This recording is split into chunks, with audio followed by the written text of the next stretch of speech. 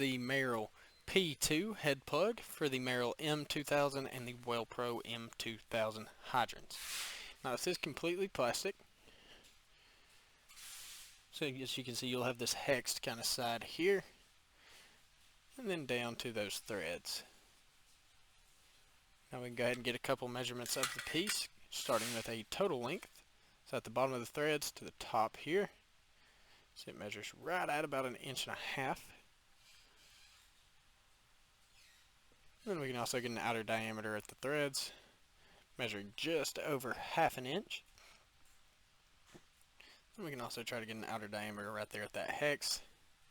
So it measures right at about 1.25 inches.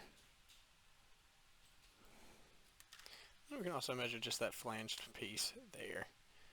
And that'll measure just shy of about, or just above 3/4 inch. Yeah, so once again, this is the Merrill P2 head plug.